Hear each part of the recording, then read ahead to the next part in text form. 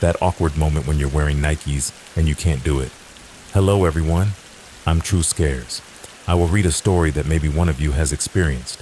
So before we begin, tell me in the comments where you're from and what time you're watching. Lay back comfortably, relax, and let's begin. Story first, by Michael. It was a cold and rainy night in London, the kind of night where the damp chill soaked into your bones. The streets were slick with rainwater, the neon lights of the city reflecting off the wet pavement. I'd been driving my taxi for over 8 hours and fatigue was starting to set in. My name is Michael Harris, 35 years old. I've been a taxi driver for nearly a decade. The night shift was my bread and butter. I liked the quiet, the calm of the city when most people were asleep. But sometimes, the night held things that weren't calm at all. That night, around 2:30 a.m., I decided to take one last fare before calling it quits. I rolled my taxi slowly down Baker Street, the windshield wipers swishing back and forth, the streetlights casting long, wavering shadows. That's when I saw her. A woman standing by the curb, her thin frame wrapped in a faded gray coat. Her long, dark hair clung to her face, wet from the rain. She wasn't waving for a cab, just standing there, looking lost. I hesitated for a moment. There was something off about her, but it was late and I figured she needed help. I pulled over and rolled down the window. "Need a ride, miss?" I asked, my voice tired. She turned her head slowly, her pale face illuminated by the glow of the taxi's headlights. Her eyes were dark, hollow. "Yes," she whispered. "Please." I unlocked the door, and she slid into the back seat, her damp clothes rustling against the leather. "Where to?" I asked. She paused for a moment, then said softly, "Holloway Cemetery." A chill ran through me. Who needed to go to a cemetery at this hour? But I shook it off. People had their reasons. "All right," I said, putting the car in gear. "Let's go." The rain tapped gently against the windows as I drove through the dark, winding streets. The city was nearly empty, the occasional streetlight flickering as we passed. The silence in the taxi felt thick, like it was pressing down on me. I glanced at the rearview mirror. The woman sat motionless, her eyes fixed on something unseen, her hands clasped tightly in her lap. "Rough night?" I asked, trying to break the silence. She didn't respond. Her eyes didn't even flicker. I cleared my throat, the unease growing in my stomach. "You live near the cemetery?" "No," she whispered. "Not anymore." Her voice was cold, empty. I felt a chill crawl up my spine. I gripped the steering wheel tighter, my knuckles turning white. The air in the taxi felt colder now, the kind of cold that sinks into your bones. I glanced in the rearview mirror again. Her face seemed paler, almost translucent in the dim light. I turned back to the road, my heart thudding in my chest. The cemetery was still miles away, but I suddenly wished the ride was over. The rain picked up, a steady downpour that blurred the windshield. I squinted, trying to see the road ahead. The streetlights grew fewer, the buildings more run down. I realized we were in an unfamiliar part of town. I frowned. "Sorry, miss, I think I took a wrong turn. Let me just—" "No," she said sharply. "Keep going." Her voice was firm, but there was a tremor in it. Fear, desperation. I swallowed hard and kept driving. The buildings gave way to trees, dark shapes looming out of the rain. The road narrowed, the headlights struggling to cut through the gloom. I glanced at the mirror again. She was looking at me now, her dark eyes locked onto mine, unblinking. "I'm sorry," she whispered. "I didn't mean to." Her voice trailed off, and her gaze drifted back to the window. I felt a cold sweat break out on my forehead. "Didn't mean to what?" I asked, my voice barely above a whisper. She didn't answer, but the shadows in the trees seemed to lean closer, and the road stretched endlessly before us. Finally, the wrought iron gates of Holloway Cemetery loomed ahead, barely visible through the rain. I slowed the taxi to a crawl, the gravel crunching under the tires. "We're here," I said, my voice trembling. She didn't move. I turned to look at her. Her eyes were filled with sorrow, her hands shaking. "I have to go," she whispered. "I have to go back." A surge of panic rose in my chest. "Back where?" She lifted a trembling finger and pointed to the cemetery gates. "I never made it home," she said. "Not that night." Her voice cracked, and a tear rolled down her pale cheek. Suddenly everything clicked. The wet hair, the cold skin, the way she seemed to fade in and out of the shadows.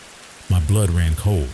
I turned to look at the cemetery gates. The rain was falling harder now, the wind howling through the trees. When I looked back at the back seat, she was gone. The door was still closed, but the seat was wet, a faint imprint left behind. I sat there, gripping the wheel, my heart hammering in my chest. My breath came in shallow gasps. Slowly I got out of the taxi. The rain soaked through my clothes instantly, but I barely noticed. I walked to the gates and pushed them open.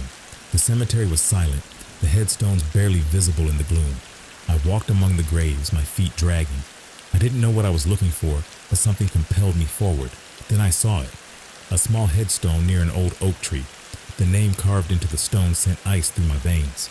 Eleanor Smith, 1990 to 2018. Lost on a rainy night, still trying to find her way home. My knees buckled. She had died 4 years ago, hit by a car while trying to hail a taxi on Baker Street, the exact spot where I'd picked her up. A sob caught in my throat. I backed away from the grave, my mind spinning. As I turned to leave, a whisper floated on the wind. Thank you. I stumbled back to the taxi, my hands trembling. The rain blurred everything, but I could still see her face in my mind, her lost, haunted eyes. I never worked a night shift again, but sometimes, on cold, rainy nights, I think about Eleanor, still out there, still trying to find her way home. Story second, by Stephen Reynolds. Being a security guard at Greenwood Mall in Cleveland, Ohio, seemed like the easiest job in the world. It wasn't the busiest mall anymore. Most stores had closed, and the once bustling corridors now felt like relics of a better time. But for me, Stephen Reynolds, it was a paycheck, a quiet gig. Just walk the floors, check the cameras, and make sure no one broke in. Easy. Or so I thought. The mall was an echo of the 1980s. Faded tile floors, old-fashioned food courts, and dim lights that hummed like tired bees. My shift started at midnight and ended at 6 a.m. It was always dead quiet, and I often had to fight to keep my eyes open. On the night of February 17th, 2022, everything felt different. I couldn't put my finger on it, but something was off. The air felt thicker, and the silence wasn't the peaceful kind. It was the kind that pressed against you, as if it was hiding something.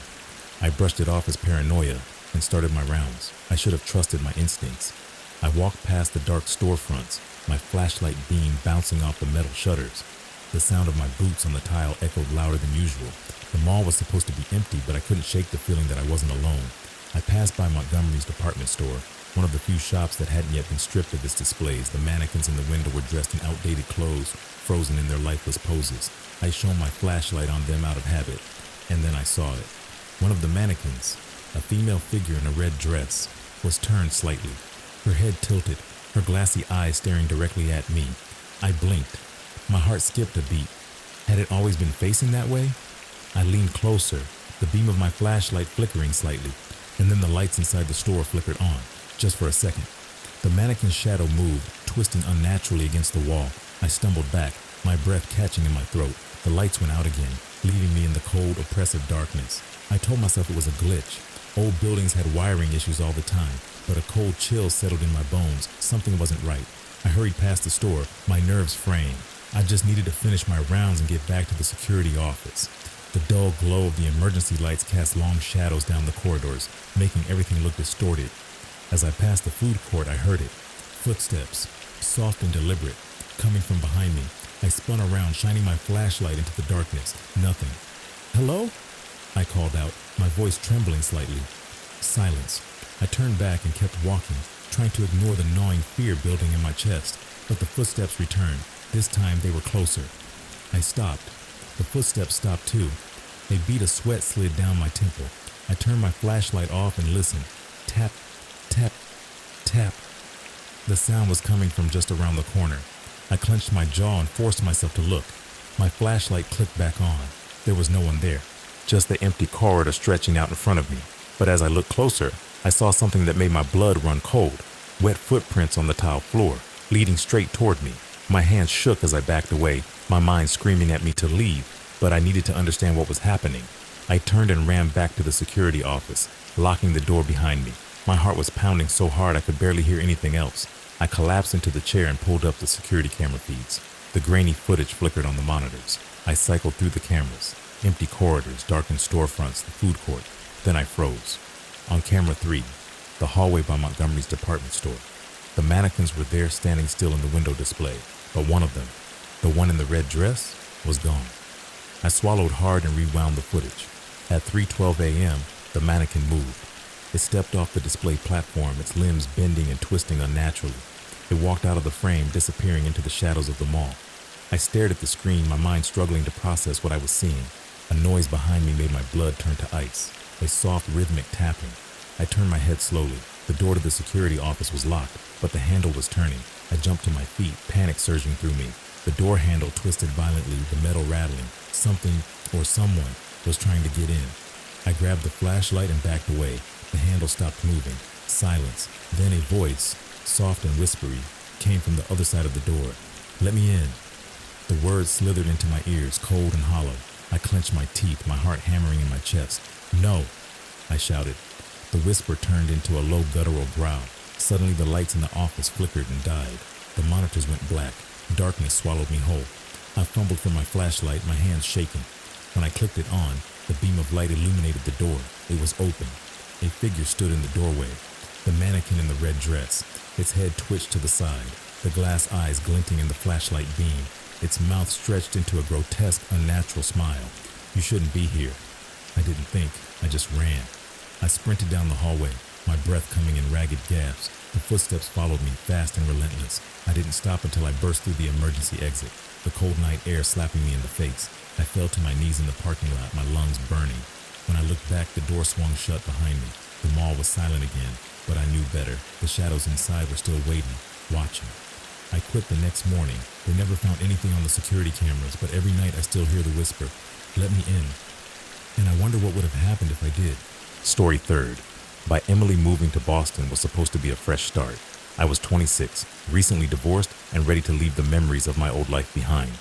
Apartment hunting in the city had been a nightmare, so when I found apartment 42 in the Brookline district, it felt like a miracle. The rent was cheap, the building was old but charming, and the landlord, Mrs. O'Connell, was an elderly woman with a warm smile. "It's a quiet building," she assured me. "You'll have all the peace you need." The apartment itself was cozy. Wood floors, high ceilings, and a large window that let in the golden afternoon light. There were scuff marks on the walls and the faint scent of mildew, but it felt livable, a place where I could start over. As I unpacked my boxes, I couldn't shake the feeling that I was being watched, but I chalked it up to stress. New places always felt a little strange at first, didn't they? I had no idea how strange it would get.